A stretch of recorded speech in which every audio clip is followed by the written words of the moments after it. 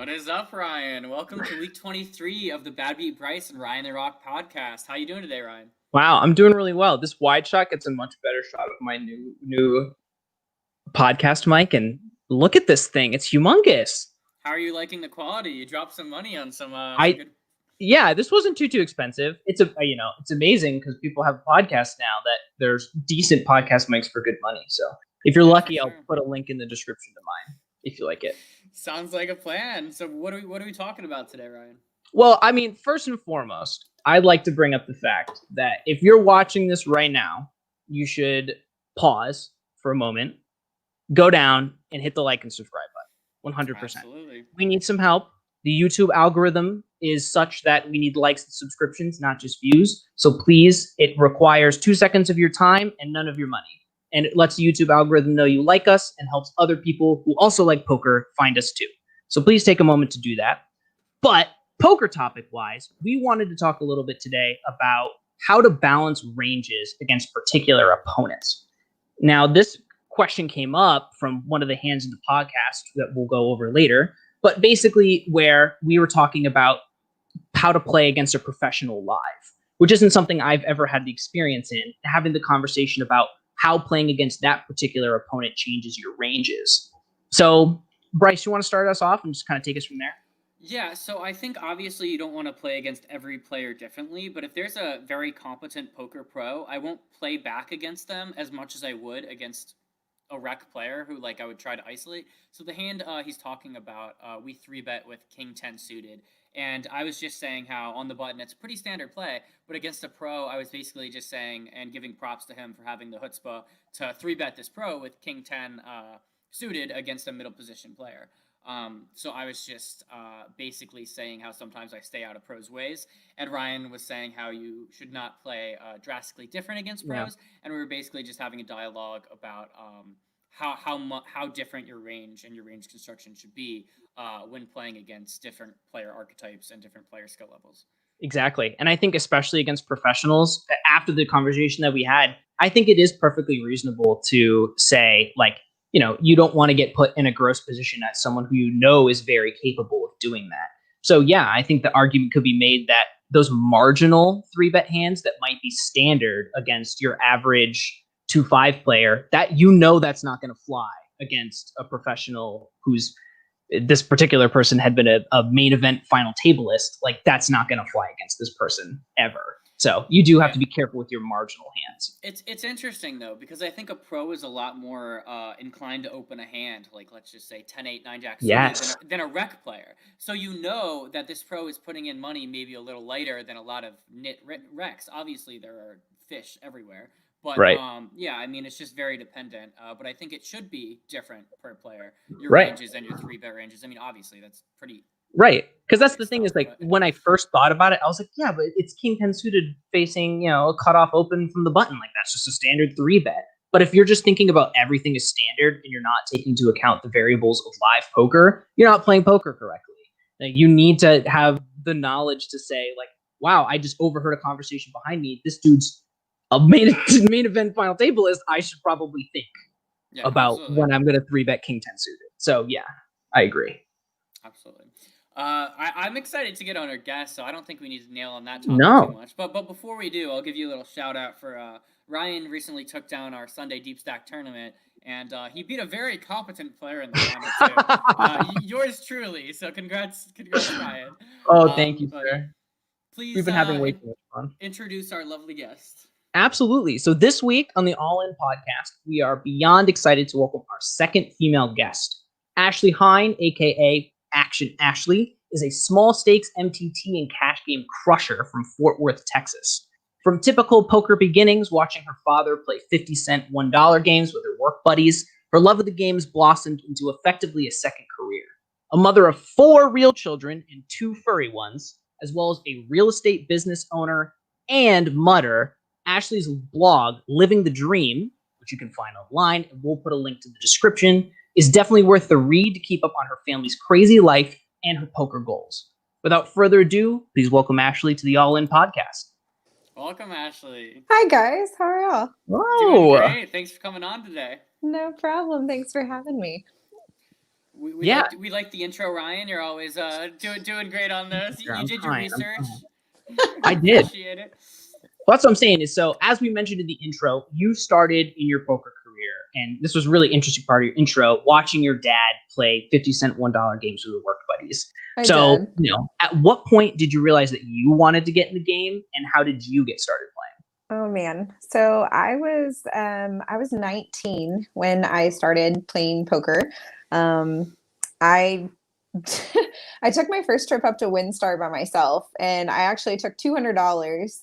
That seemed like a lot of money at the time. Going to college, you don't really know what you're getting yourself into.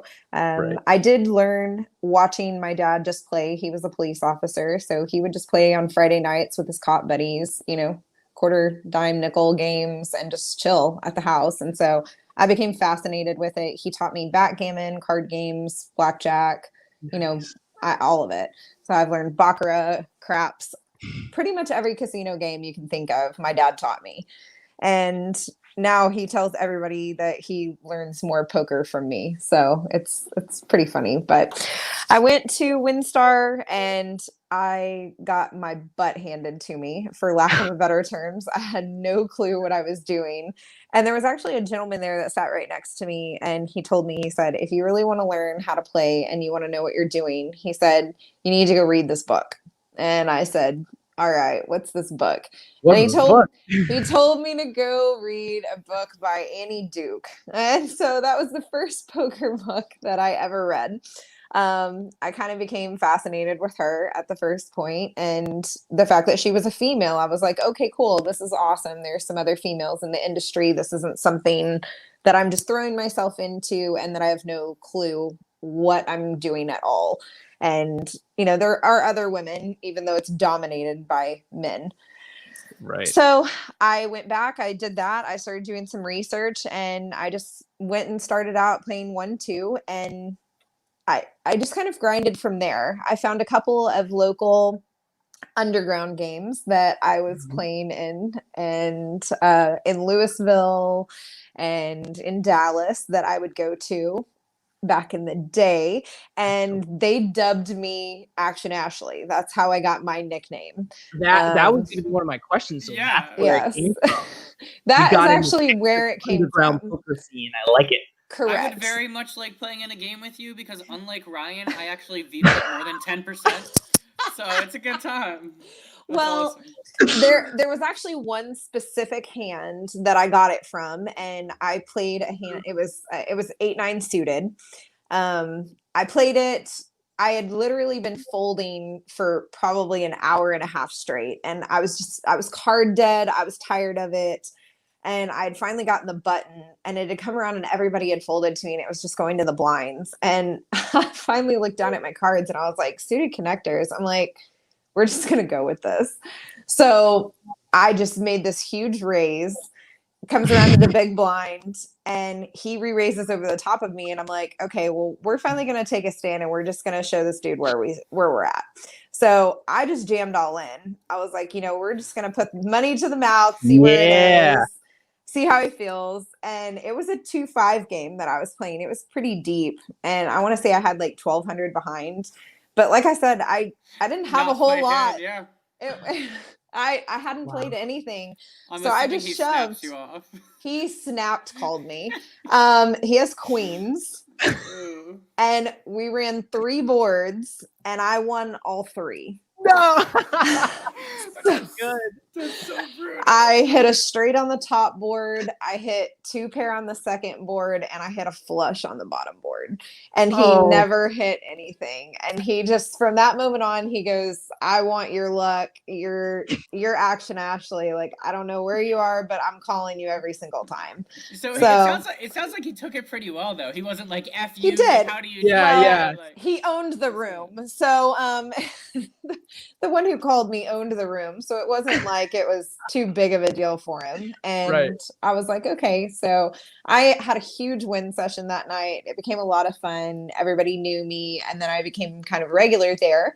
And that's just kind of how I got my nickname. And it just really stuck. And now to this day, all these people ask me, they're like, how'd you get your nickname? It's such an odd name. Is it because of this or this? And I'm like, no, pull Nope. your mind out of the gutter. It's One not for hand. any of those reasons. Yeah. I It's love it. one hand. Well, like you were saying, you have no qualms in admitting to at the beginning that you were getting beat up at 1-2.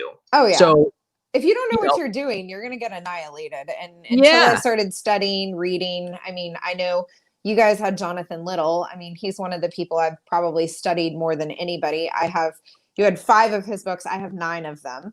Yes. They're all on my shelf. Yes. I have a lot. I have read all of them. I have studied them, his cash game stuff, which I feel that my cash game is pretty developed at this point. Anytime that I ever really want to go back to my roots and gain something or gain fundamentals because I get frustrated with tournaments, I just always go back to cash because it just seems to work for me, or it makes me feel better, because I just know that I make good decisions there. Tournaments just kind of beat you down sometimes. So can beat you down a lot. That's totally fair. But going back to the first question, I was curious. So when you were playing 1-2, were there any certain plays that you were making that made this gentleman recommend a poker book? I feel like that's pretty bold to be like, "Hey, you need help." Hey, what were you doing? He told me that I was very difficult to read. He could tell that I had an affinity for math because I was telling people, I'm like, well, the probability that came out like that wasn't the odds. Like that shouldn't have been there. And he was looking at me going, yeah, but he's not going to fold there because look at all the draws that he has. Even though the odds were in your favor, you're not going to get him off that hand. So when we were discussing things like that, those are things that as a starting out player, people don't really think about. They don't think of draws. They don't think of equity. They don't think of, profit in the long run. If they're winning 2/3 of the time, even though they might lose 1/3 of the time, it's still profitable to make that call. They don't think of all of these things that when you study, when you practice, when you have years and years of repetition and variation, what you're going to make decisions based off of. So he told me, he's like, if you really want to get good, this is what you need to do. And I took it and just kind of ran with it. And I loved psychology. I loved the aspect of being able to read people thinking that they know me or know what I'm doing because I breathe a certain way or I move a certain way or I do this with my chips. And I'm like, really, maybe I'm just doing that to fool you. Like you have no clue. So I studied psychology. That was another thing that I did. So the aspects of the mental game is something that's huge for me. I love that too. I've studied Blake in School of Cards. I love all of those aspects too. And I think it's huge for poker and is a big reason why I love live over online. Have you taken Blake's courses at all? I have actually studied a lot of his courses, yes. Oh, awesome. Yeah, he's my poker coach right now. That's why I asked. Good for you. He's a good one. Love Blake. Yeah, 100%. He and Jonathan are 2 great ones. So, yes, you're getting great advice. Oh, for I'm sure. I'm on Jonathan. I'm on pokercoaching.com. That's good too. That's I've done Upswing, so I've done some of Patricia Rodriguez masterclass tournament stuff. I think between all of us, we can all agree that if you're out there right now and you're saying, oh, which one do I pick? You just name 5 things. You can't go wrong. I don't think there's a right or a wrong. It just depends on where you want to develop an aspect of your game or what you think is more of an affinity for a strategy for yourself personally. So I think the mental aspect of my game is my strong suit. And for me, that was a big point that I wanted to study. And I don't get bored studying the psychology aspects of poker. So for me, that's something that I want to study. If I had to take a computer and you just want to give me ranges all day, I'm not going to lie, it's going to bore me. It's going to bore me to tears. I mean, I might be able to study it for 20, 30 minutes, but then I'm going to look at you and go, if I have to study this for another hour, I mean, I might cry. So that's definitely up Ryan's alley. He definitely is a very much nerd for all that stuff. But, I love range construction. Yeah, I mean, psychology of it is definitely so huge. So being strong in that, I'm sure, has greatly benefited your game. But going into our next question, pretty COVID applicable. I've been putting in a ton of volume in recently, and while I love the game, I've been experiencing some burnout. And as I know you played for years, what advice do you have for players trying to counteract this? I know you recently just took an extended break and just came back. So what advice Yes. do you have? So I took a huge extended break. I've actually taken multiple, I guess you could call COVID one. 'Cause Yeah. I pretty much did. So if you want to consider COVID one, I've really taken two. I took a big break after Vegas because last year, um, obviously we know the past World Series this year was canceled, but the year before that in 2019, I went and I played for 6 weeks straight. I played almost everything you could. My husband and I were there. So my in-laws live in Summerlin. So for us, it's really easy to go to Vegas. We enjoy going there. We're able to take our kids. So it's not difficult. It's okay for me to go. My husband, our family, they help out. It's so nice. That's But awesome. I saw myself that I was literally going from tournament to tournament to tournament. I would take a couple of days on the weekend or a day during the week, and we would spend time with family. But for me, family takes priority. So I'm in a different category than most majority of poker players. Most either aren't in serious relationships or they aren't married with families. A few are, but you really have to find a balance. And I think if you look at certain people, you can see how difficult it was. Take, for example, Phil and Farrah Galfond. She had a baby and she's traveled with him all over the place. They had to go to Canada for his challenge. And she was discussing how much of a state of depression basically she was going into at the fact that they couldn't go home. They didn't have all their things there. She was having to deal with the fact that she knew he had to be there, but she was just trying to be supportive, but that's not where she wanted to be at the time. Yeah. You have to understand there's going to be sacrifices, and you really have to decide if this is for you. I think COVID put that into a big retrospect for a lot of people to realize, is this really what you want to do? Is this really what you want to grind? Because, live poker got taken away for a lot of people. There's so many that still haven't gone back to it. I just recently went back the other day for my first live session in, 6-7 months. 6 months, yeah. So it's not something that's easily transitionable to where you can decide, okay, well, I've had all this time. I've got to make this call now. You just have to understand if this is what you're going to do, you got to kind of put it all in. And I always say that you should have a backup plan. Yeah. Your name of your podcast, you should also have a backup plan. I run a business, so poker is not my sole income. It is not the only thing that I'm doing. I don't think it really should ever be anybody's. You should always kind of have a fallback or have at least something, unless you're doing major, you're grinding 24/7, because unless you're able to do that and grind like low and provide yourself, or you're a solid basis cash player, it's really going to be difficult for you. And I don't know if you're kind of ever going to push yourself over the curve. And it also takes some of the fun out of the game when you're really doing does. all It the becomes hours. more work. Right. When it becomes like work instead of the fun, like, for a lot of people, that's where the line you get to it. Like there are people who are Jonathan Little, and we asked you about it. He said, when I was 22 years old, I spent basically 10 hours a day inside at a computer grinding online. Did you say 10? He was playing 16 hours a day. Oh, 16. I'm sorry. Yeah. I said 10. 16 That's hours. Too much. See, and 100%. I couldn't do that. I started, playing in a live casino.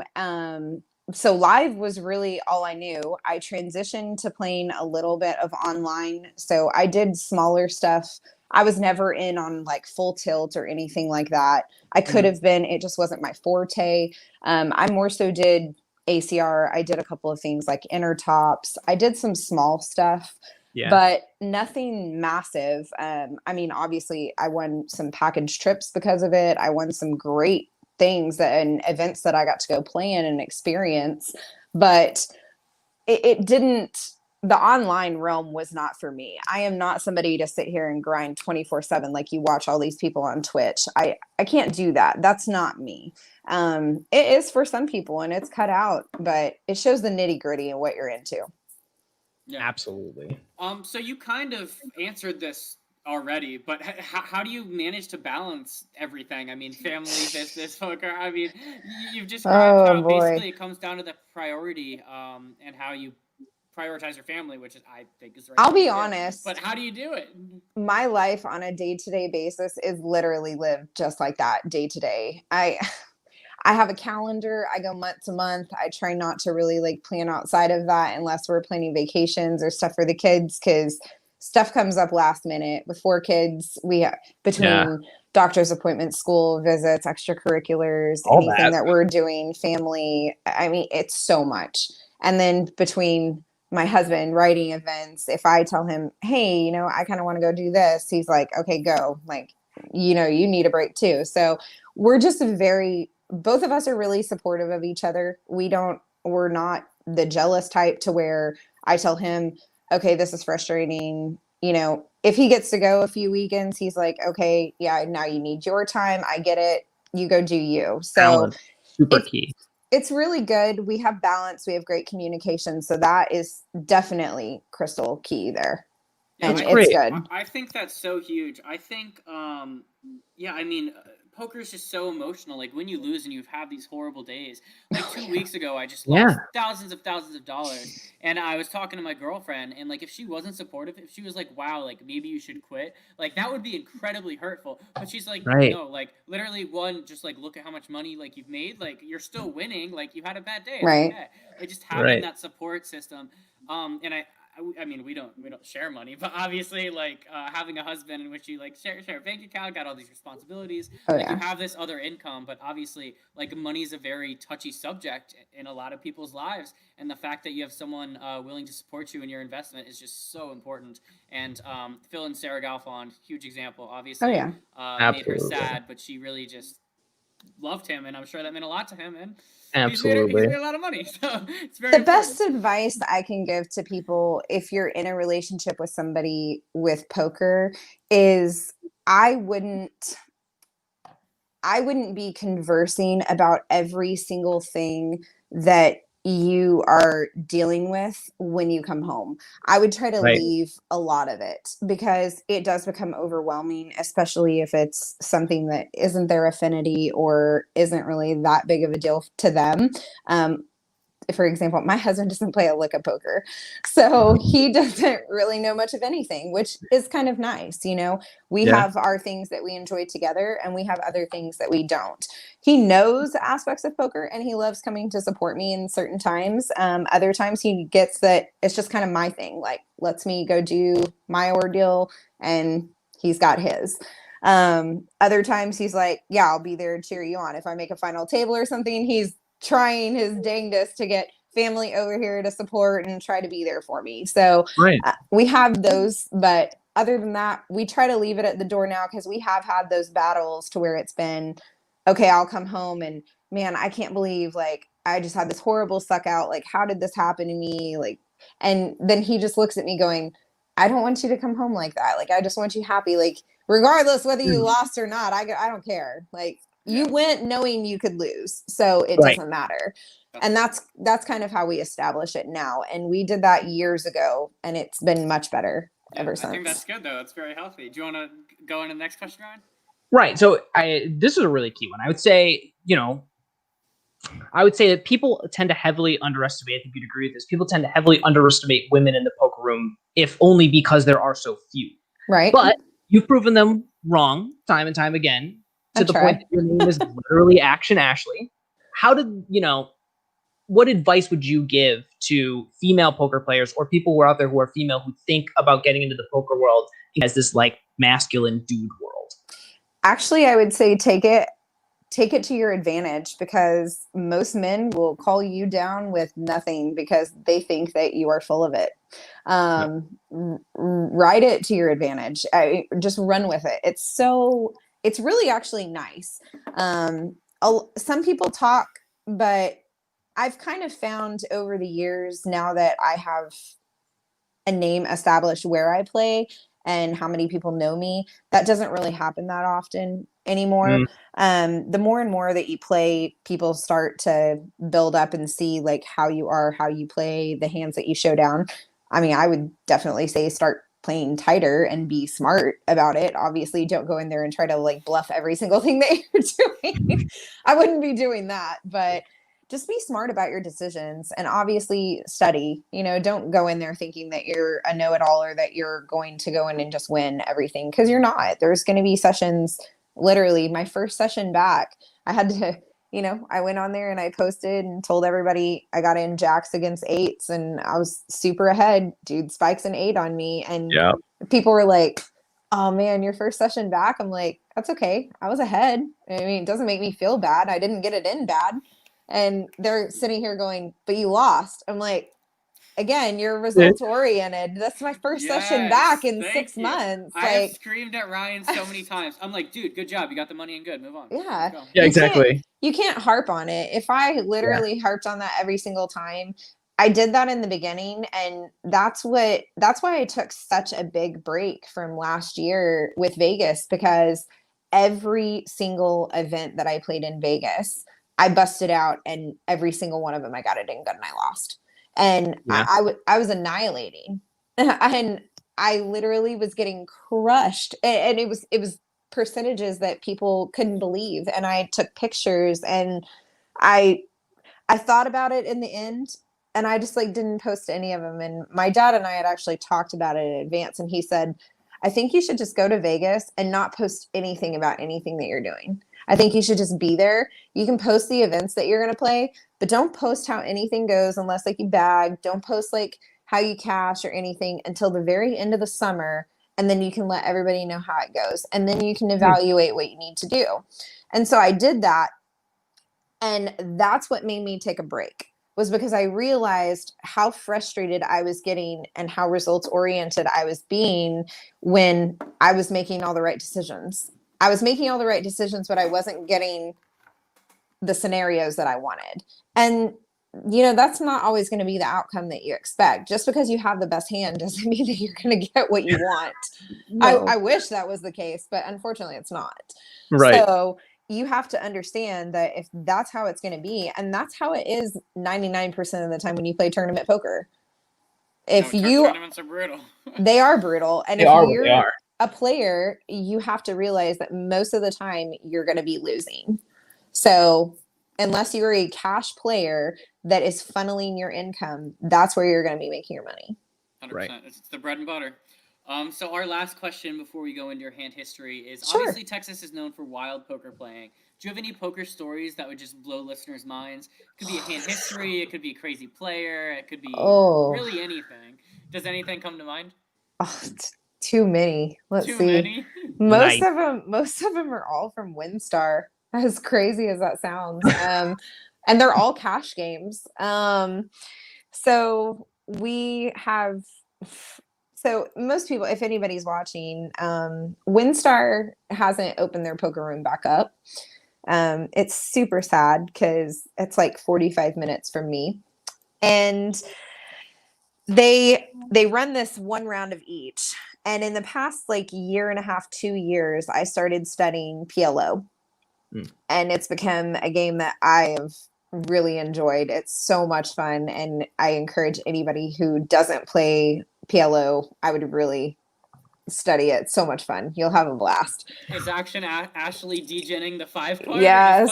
Oh no. Well, I've played Congress a couple of times, but I really just prefer PLO high or PLO high low. I really do. It's a lot more fun to me. I think Congress just gets a little nuts. It gets so complicated. It does. It really does. But we have this game and we'll play in its round of each. And so one round of just high and the other round is high-low. I missed mixed games. I missed them. And this game would get so nuts that people would come in, they would cap it. It would have a must move to where we'd have 2-3 tables and everybody's just trying to get onto the main game. And you literally have people just going pot, pot, pot, just to say the word pot. And you have before you're even having hands, everybody's all in. You have no idea what cards anybody has. I mean, it's insane. I see And Instagram stories of this, and I'm just like, this can't be real. it's really nuts. I mean, there's so many people who can attest to this. I mean, I could give names, but I don't really know if they want their names disclosed. Most of the time, there's a lot of drinking going on. I think I've drank in that game once, and I might have had a glass of wine. I don't typically drink when I play, and Probably it's smart. I It's for the I best. never do unless I'm at Choctaw and I'm there for like a tournament weekend, and I might have one drink playing a cash game, but I never drink in a tournament or that. It's just I'm there to make money. Sorry. Yeah. It's a I'm not there to business, lose yeah. money. Yeah. So it just gets insane. And then another hand that we had a 5-way all in on a 5-5 game at WinStar that they had incorporated. And it was a massive pot, and I ended up scooping the hand. When you say 5-way all in pre-flop, or people like shoving We got like all low in draws? What all happened? in on the turn. All in All in 5 on the turn. ways? 5 How ways. does that happen? I have no That hand clue. history must have been like, you can't even write that. Like, there's so much I had a going on. set, so I was never folding. There was no straight on the board. There was a flush draw. There was a straight draw. But I mean, I had top set, so I wasn't gonna fold. Set. Oh yeah, we're not folding. I had top set. I was like, I'm never folding. It turns out 2 guys had flush draws. One guy had the bottom end of the straight. Another guy had a top end of the straight, and I ended up pairing the board on the river. Yeah, you voted. So yeah, I voted, and it was insane. The air falls out of the room, and you just It drag was- those guys in. It was Must've been a really big pot. good. It was one of the best. Yeah, I have a picture of that one. It was Yeah. It was a session where I won 4,800 in a session, and I I was was about only to there say- for like 2.5 hours. I'm now That's a thinking good about hourly. this, right? I'm now thinking about this, and in a 5-way all-in situation, like this has to be like a 2-hand pull to get the chip in, right? Like this, you can't do this with one arm. Like No. this is too many chips. You have to do it with 2. We used to joke and That kind of laugh pot. is I wouldn't color up, and people would get mad, and they'd start going, "Why aren't you coloring up?" And I said, "Because I'm trying to see how far I can build the wall." And Yeah. they would get frustrated, but we would just try to see how far out you could make it before people would get mad and they'd get in their arm Like space. in the Really circle funny. halfway, right? Sometimes the chip porn's better with just a ton of chips. It's a lot Everyone's more different fun. too. Some And people before like you have to start overall- building it up onto a second level deck, Yeah. I mean, it's a lot nicer. So to me, that's another reason why I love cash game is just the aspects of fun and the camaraderie with people, and just having that. You don't get enough of that in Yeah. tournaments. People are too. Yeah, I actually really agree. With that. I feel like tournaments are almost more cutthroat. Like at They cash are. games, you can chill, like rebuy whenever you want, have some. Right. People are drinking, like they're there casual. Yeah. You know? I I love don't know if I've ever tournaments. seen- They're fun. Don't get me I don't know if I've wrong. ever Yeah. seen But anyone cash drink is at a just tournament. a blast. Right. Oh, I've seen quite a few. You got to go to Choctaw. MGM Look, people are a little more sober. Right, I right. guess. When this all ends and we can travel again, Yeah. believe me, we'll be there. Oklahoma like a plan. people clearly We're want coming. to Like to get it drink? in. We've All heard right. too Oh, many yeah, they like stories to from drink. too many guests. We've heard Well, too we- many good stories. There's lots of places that are like we're building a list right now, Bryce and I. Probably. It's gonna be fun. A lot of fun. But we appreciate you answering that question. Definitely course. like the answer. We will hop into your hand history now. For if sure. you're ready. I pulled up the right one. Good. This is Awesome. from the monster stack. Now Yes. this was that particular trip to Vegas, yes? It was. How It deep was. into the trip are you, and how deep into the tournament are you at this point? So this one was still on day 1, but I ended up bagging this one and going to day 2, but I busted right before the money. And actually the hand that I busted with, I actually sent Bryce a picture, and we were chopping the hand until the guy hits a 3-outer on me on the river. So it was literally boats. I had ace 7 suited in the big blind. He had ace 9 suited in the small blind. And we literally both just check it to the flop. Neither one of us raised pre. And the flop came out ace 8-8. The turn comes another ace. We both start betting, and we just have a betting war, and we get it all in. And then a 9 comes on the river, and he gets a bigger boat, Here. and he has me covered by like 10K in chips and knocks me out. If that guy is a didn't brutal, win, brutal suck out. That is so painful. It was rough, but I couldn't at that point. yeah, I you mean, can't do anything yeah, else. you can't do What anything are you else. gonna do? Fold a boat? No. Top boat? No.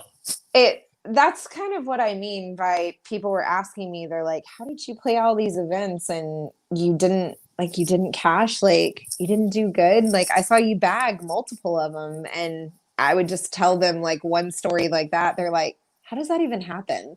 I was like, trust me, I'm asking myself spend a the day in my same shoes. question. Yeah, it was that to me though wasn't the worst one. The worst one was we played it was the Big 50, I think. Big The 50. the Big 50. Oh man, that event. Like 28,000 entrants. And So sick. I had God. 860,000 in chips, and we were like 10 minutes from bagging.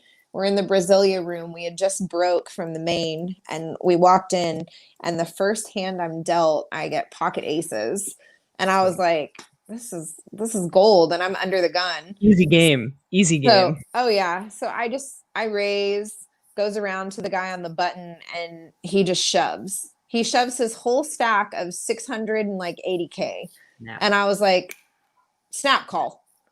Took me 2 seconds. I was like, you said all, I was like, you How said fast can you get all the chips in? across the line, And you the know? dealer goes, yeah, he said all in. I was like, call. I turn over aces. He has ace queen offsuit, and the flop came king jack 10. So he flops a straight. And I was drawing to chop, and it didn't happen. And so I was taken down to like 200 in chips. And the very next hand in the big blind, I'm dealt pocket queens. And I was like, oh, okay, cool. Here's my redemption. Guy in middle position, like raises, and I don't even have enough to like re-raise him. So I just shove, and he snap calls me, and he has aces, and I have queens. Aces hold that And time, aces though. hold that time. That So time, right, exactly. I was like, in No two help. hands, I was out from the Big 50, and instead, I was probably one of the chip leaders for the tournament. That's so sick. That's So That it was happens. very sick, and but that's tournaments. That Yeah. It is. So here we what are. We're under the gun. Okay. With 9. Yep.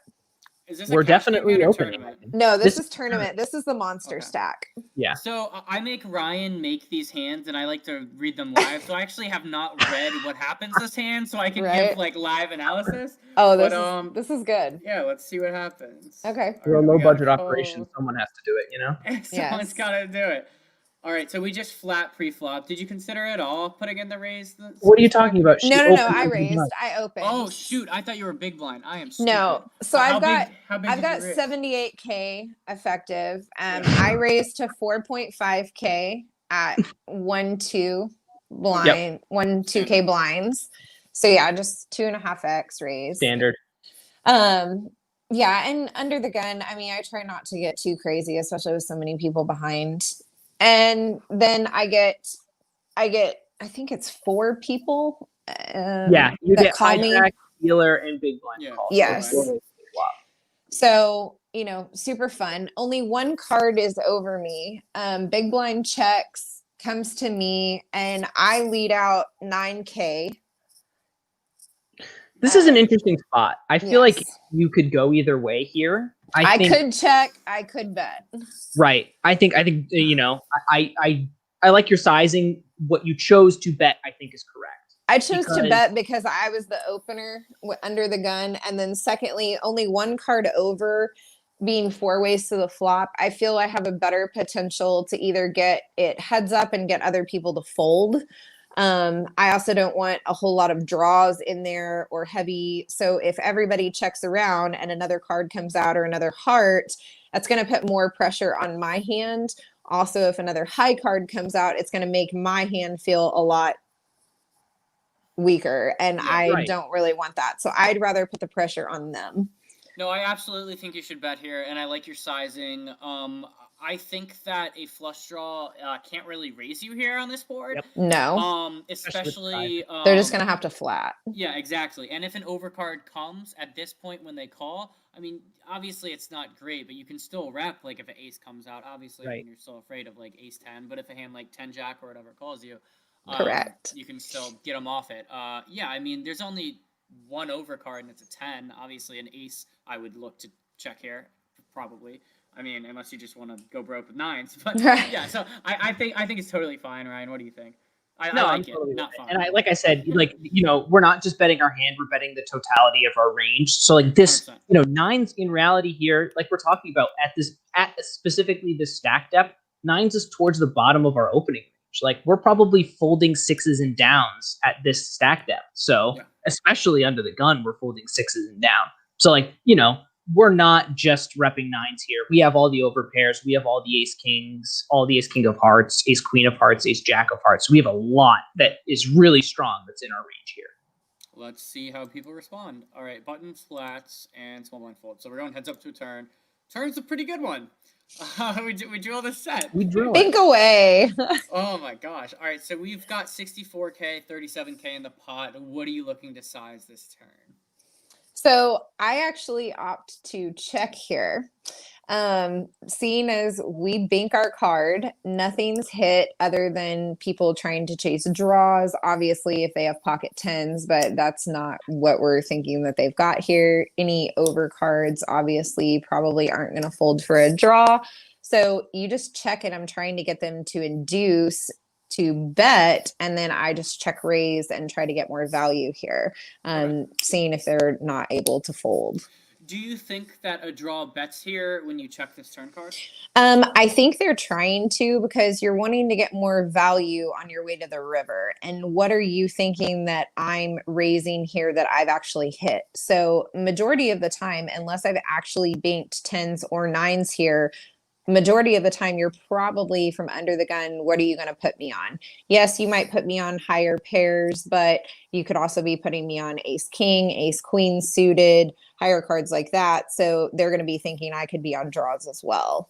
Yeah. Now I think you just made the case for betting though. I think because we also have a lot of drawing ranges in our hand, and because nines, especially when we hit our nines here, it's really disguised.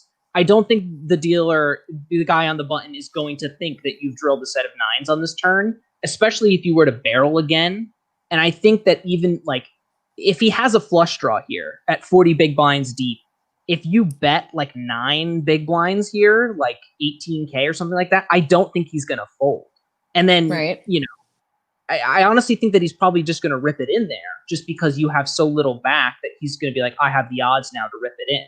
So I think betting makes sense because, I maybe a 10 might get away because it's an under the gun open, but like most of what he has are draws and like occasionally like 2s and 3s, I guess. I think like a lot of the process for me too was not wanting to bet and scare him away from anything. So if he missed anything, it's also allowing him to try to continue to try to hit something potentially if they do need, or inducing that kind of bluffy bet and allowing me to kind of pull him in. I think that checking could potentially make you a bigger profit when he has a good hand. So whether it be ace 10, 9, 10, obviously that's not too likely. Right. Or a set of 3, set of deuces. He's going to bet this. But the thing is, most of the time he probably doesn't have like that nutted of a hand. And when he calls flop, this 9, it's not the doesn't change a whole lot. It doesn't change much. So he probably is going to call a bet. So if he does have a draw, I don't actually expect him to bet a flush draw here all too often. Right. But the 9 is a better card for his range than yours. So if we are just thinking in terms of ranges, I mean, yeah, you could have aces, kings, you have all the overpairs, but he could still try to take a stab at it. So I'm very interested to see if he bets. But I do like betting here the majority of the time, just because I think you're losing out on potential value. Because if he does have a flush draw and you bet river, he can just fold. Right. So I think I try to extract the value. But, I mean, if he has a hand, you can just put more money in. So let's see what happens. Bet, there we go. And I'm assuming 64K, we'd probably just rip it in his face, right? Correct. I do rip Rip it in his face. Calls. What is he? I rip it. He snap calls, and he has deuces. Yeah, I mean, he had a great hand, and he's never going to check that back, obviously, on this turn. Right. So I think the money's probably going in anyways if you bet he jams. But, I mean, you made sure to get max value. Sometimes it won't necessarily work out as well because I think a hand like deuces, even if you bet, I mean, he's going to ship it anyway. I mean, he has no choice. It was But just a cooler situation yeah, it for was a him for cooler. my turn, but yes. Yeah, it was definitely an interesting hand. And yeah, I enjoyed hearing your insight about it. Obviously, there's no one way to play a hand, and I wouldn't play the hand Right. the same way every time. Right. But yeah, that one goes to Action Ashley, and she stays in the tournament. Didn't get cooler this time. Not She that gave the time. cooler. Not that time. Thank God, no quads, no one outer. I know. Not I That was would've been shocked. brutal. How'd the rest of the tournament go? That one, I mean, I bagged, so it was There we pretty go. good. I ended The up bag's bagging good. that one. Right. Right. There we go. But yeah, very much appreciated having you on the podcast, Ryan. I'm not sure Thank you knew you. this, but back in the days before we even had a podcast, I was interviewing some people, very low quality, and the stream would literally crash on I Instagram. do remember that. On Instagram. I'm glad we have gotten We've a little bit of upgraded. an Look upgrade at how since then. far we've come. Isn't But this wild? thank you so much for coming back on. We loved No having problem. you, and good luck as you go back into the poker world. Thanks a bunch, Bryce. Thanks, Yeah. Ryan. Y'all have No a good problem. one. Take care. Worth. You too. Thanks, Ashley.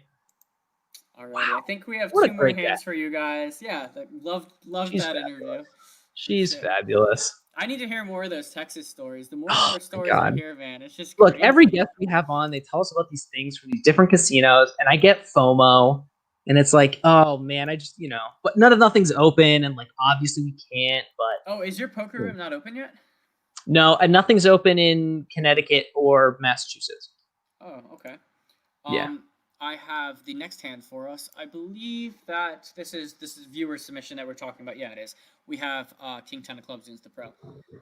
We will get Yep. the viewer, who is actually a very good professional poker player, on the podcast very soon. So stay tuned. Really looking So forward to this is that. actually a straddle. This isn't a raise. This site. Twice the doesn't like straddler in all straddles. caps. Yeah. So the pro, I was actually wrong. It's cut off, not middle position. It makes it 40, which actually makes this 3-bet way better. Sorry. You're right. So we decide to put in the 3-bet to 125. I like a 3-bet way more than a flat. We don't want more people to come in the pot when we only have King 10 suited. 3-bet, totally fine. Obviously against the pro. I mean, He's capable of opening a super wide range exactly. here. So That we're that ahead actually, of a lot of the time. A Yeah. decent amount of the time. Enough to Yeah. 3-bet amount of the time. Yeah, so I like it. It's totally fine. I'm assuming, yep, goes heads up. Flop is Queen 7-5, 2 hearts. We have 1 over to the board with backdoor flush draw. Backdoor straight. Backdoor straight draw. Yeah. So I'm assuming villain checks to us, and we probably see bet. I'm interested in the amount. Yeah. Let's see what he sizes to. So he bet 75 into 270. Is that right? Yeah. I don't like the sizing. I think it's just too small. I mean, We fold out everything that misses, but it could have been 175, but I'm pretty sure it's 75. no, I think it's probably 75. I like Yeah. a bet of significantly bigger than this. I think 115 to 145 is probably more applicable, Right. more in that 115, 125 range. Yeah, I mean, what do we think he's gonna call us with? He could be pretty damn wide. And I guess if we're repping a queen here, this could make some sense. We have more queens than he does. Yeah. He also has a ton of queens. So yeah, I mean, And we also that's okay. don't block any relevant hearts as well. So like there's a lot that we could be seeking to get more value from that we're even ahead of. Like there are some flush draws we're ahead of. There are some single pair hands that we can suck out on, or that we could just continue to put pressure on decent I turns. just think a bet this small, if he does have, like, I don't know. I like betting bigger. He calls. Obviously his range is still pretty wide. We bet really Right, small. because it's Turns small. a king. Interesting card. Obviously we top pair, but the front door flush gets there, and he decides to check to us. So when this card comes out, I definitely lean towards betting it. Yep. Obviously we just hit top pair, and we have a lot more king queens than he does. Yep. I see no merit in checking this. I'm interested in the sizing. Hopefully he size up a little. Because yeah, villain could easily have, I mean, a ton of hands. But we don't have a heart. He could have ace-5, he could have a ton of stuff. If he has ace-5, we're in some danger. Right, right. We check back. Don't like that. River's at 8. He checks again. Oh, I have read what happened to his hand. We bet 275 into 420. Totally fine. I don't expect villain to check his flushes here on the river. Yeah. Especially a pro against someone especially a who, pro.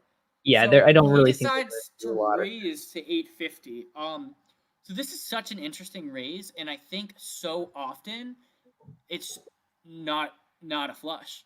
Because we have all the nut Interesting. flushes way more than he does. Do we really Yeah. think he's gonna raise? And what flushes does he have? The king and queen's out there. Are we saying he has Ace Jack, 10 of hearts? exactly. Do we really think that's gonna check turn? I honestly don't think it does, because we could have the ace of hearts, and I mean, yeah. Wait, what am I saying? Anyways, yeah, I just don't think he has it ever. I think if anything, he has a set, and I don't think a set can raise here. I guess given the fact we check turn, unless we were trapping with the nut flush, he could just be trying to own us. But I think this is Right. a call, just like 100% of the time, especially against a pro. You don't see at lower to mid stakes game people bluffing rivers all too often, but Yeah. pros do it. Yep. And what is he bluffing? I mean, what value hands does he have? Like, sure, he could have some nut flushes, ace deuce, ace three, ace four, ace five, ace 10, ace jack of hearts, but does that play the hand the way he played it? I think the answer is no. What do you think? What do you think the pro turns into a bluff here? I'm sorry, I just rambled so hard. I think No, you're good. What do you think he's I turning think into? the pro can have a lot of bluffs. I think he could turn a queen into a bluff, but more frequently, I think he bluffs with the ace of hearts. I think he bluffs with that blocker, but I just you can't fold when you have. Yeah, I think honestly, even if we were just look at this from a mathematical perspective, like you're gonna be calling what, like 400 and something in order to win like a 2K pot. Yeah. You're getting ridiculous odds to the point where I don't think you can fold top pair anymore. Yeah, like it had to be right. Like one in 5 times top pair. Yeah, he totally has bluffs in his range. Exactly. And I think 100%. The real key here is that people will misread the boards, like flush boards. Let's think about this board if the king and the queen weren't the king and queen of hearts. Did you just say you think he misread it and think he has no, like diamonds? No. I'm saying people misread boards. And I'm saying this in like, had this board come out differently, had we not been missing a relevant heart here, then we can give him more of those combinations. Yeah. But because the queen and the king of hearts are accounted for, that Bryce is right. It just makes it way less likely that he shows up with an unnutted flush here of any kind. Yeah, 100%. I think he does. So he shows ace queen off, and he had the ace blocker and the queen. Yeah, Bryce, literally, I'm impressed. You were like, he's doing this with the ace of hearts. He's probably turning a queen into a bluff. You literally named his hand without trying to. That was cool. I mean, makes sense. No big deal or anything. We have one more hand for you guys. The hand. It is yours truly against Ryan. Yes, dude, we've been having so fun. I'm gonna have my first best-selling book coming out soon. It's called How to Beat Bryce Williams at Heads Up No Limit Hold'em. Bro, maybe I'll get an Amazon right after deal. You said that, you got the smoke. I got smoked 2 sessions in a row by Bryce. After I beat him in one session, beat him heads up in a tournament, then he just torches me twice for the revenge. But yeah, this is a really interesting spot. So this hand is going to start out here with Bryce opening to 4. We're at 51. I love 51 heads up. I think it's literally the perfect stake to play for me and our bankroll, and it's the right fit of fun and like enough pain where it's like not too much, but it's fun. So I go ahead here with ace 3 of diamonds to make what I think is a pretty standard 3-bet.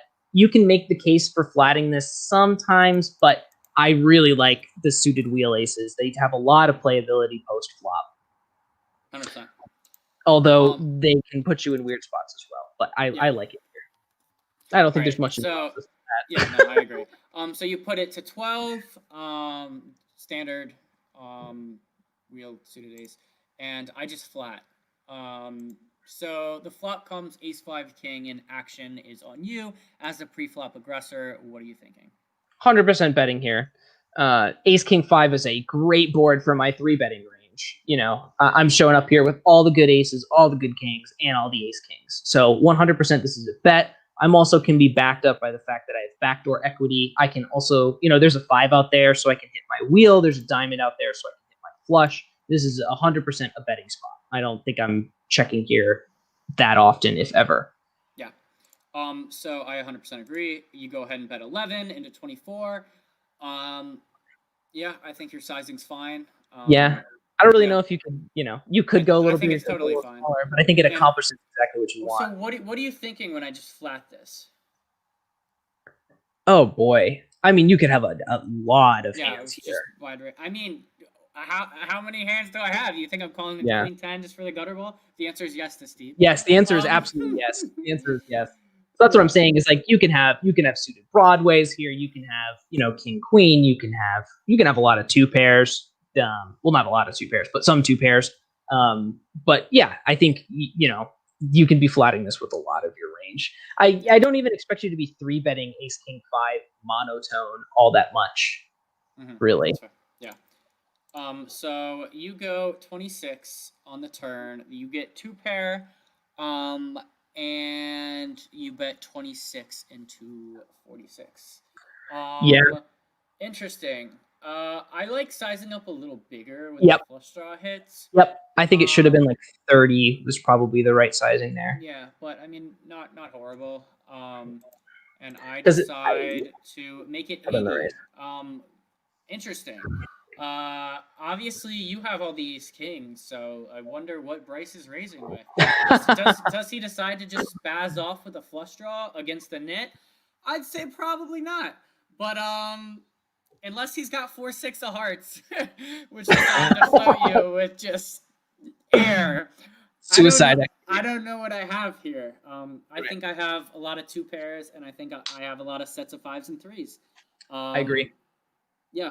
What do you think? I don't think because that's the thing is like I think now my sizing makes you want to put your money in on the river too. You can't really fold, so I think that's the real problem. Sizing looks pretty intentional, right? And that was the real problem was that this was the point in the hand where I really had to make the decision of whether I was going to call river or not because of what the stack depth was going to be after this. Because after you raise to 80 and I call, there's 200 in the middle and you have 141 back. I'm not going to fold 2 pair unless. I don't even know what card I'm folding 2 pair on the river, especially ace 3. I don't really know. If a heart rolls off, you ever folding? No. Yeah, so, I think I should be, but so why you even just? Yeah, I mean, you're just letting me hang myself, thinking I have a draw. Is that your logic and not putting me in? You don't think I ever have like ace queen, ace jack here? Yeah, I think this is honestly a point where like because of that exact answer, because I'm like I'm gonna call here and then I'm gonna check and he's 100% just gonna rip it in. That you can just kind of go with it here. That if you raise here with ace 3, like it is a strong enough hand that you can just rip it in here. Yeah. So I don't know. I feel like I don't know. Like, can you fold this ever? Against you, yeah. I mean, yeah, but the thing is, what bluffs do I have? Name a bluff. Name a bluff. Right. It's so hard to name a bluff on this board. Like, even like 4-6. Like, I don't think I'm spazzing off here ever, unless I have ace jack, ace queen, which genuinely flats you. There is absolutely no merit in raising you. So none. It didn't make it. Yeah. I think this is a fold. Yeah. Call me crazy, but like, what am I bluffing with? Yeah, exactly. Like, especially against you. What do you think that you're doing this with? It doesn't make much sense. You flat 4 hearts rolls off on the river, 4 to a straight. I mean, I shouldn't have too many 2s here unless I'm just off with ace deuce. So you decide to check, obviously, and Bryce types in the chat. He says, "Guess there's only one option," and then rips it. Yeah, and I put in the snap call here. I think I didn't even think about it. You kind of had to. When that was the point of like the stack sizes on the turn, and that's the thing. That's the real key. That's the key here, kids. Is that like you kind of value on yourself in this spot, like on this specific board. It's not draw heavy. Like it's just not draw heavy, and like on a more coordinated board, like ace king 10, and then the turn comes the 3 of hearts. Like then there's other hands you could be check raising with there for value and as bluffs. Like you can turn 10s, you can turn kings into a bluff. Like there's just more of a chance for you to do that on this specific hand. I totally agree. Like this is a spot for me that like now I know. Like I didn't read the board texture properly, and that's I agree. I mean, it's not horrible. I mean, you had 2 pairs. I think the vast majority of players especially at this stakes, I think Art folding. But I think Right. given our history and given that I know how tight you are, I think it's a fold. Exactly. Yeah, that's great. It's good. Good job by you, by the way, to get all of it. Yeah, I mean, I'm Nice better size than you. Of course, I'm gonna get all of it. No, I very much appreciated our heads up games. You've owned me. You've had your fair share of owns. Exactly. I'm very interested in reading your book, and maybe our viewers will buy it. If anyone wants to, we still have 2 spots open to next Monday and Tuesday. We're hosting a heads up, no limit tournament. It's gonna be 16 people putting $50 up. It's gonna be no rake, top 3 pay. So if you're interested, feel free to shoot me a DM at BadBeatBryce on Instagram. Absolutely. And yeah, this was an amazing episode. Thank you so much to Action Ashley for coming on. Love talking to you, hearing about your poker stories, hearing about your life. Thank you for our viewers for tuning in. And any closing thoughts, Ryan? Be sure to like and subscribe, like I said at the beginning, and continue to send us hand histories, and drop a comment below with it. If you thought of anything during this podcast that you're like, why did you say that there? And what did you say? Please feel free to drop us a comment. Absolutely. I look at these every single time they get posted. So please drop a comment. We'll be sure to respond to you. Please do. Thank you very much. You guys have a great night. I'll see you next week.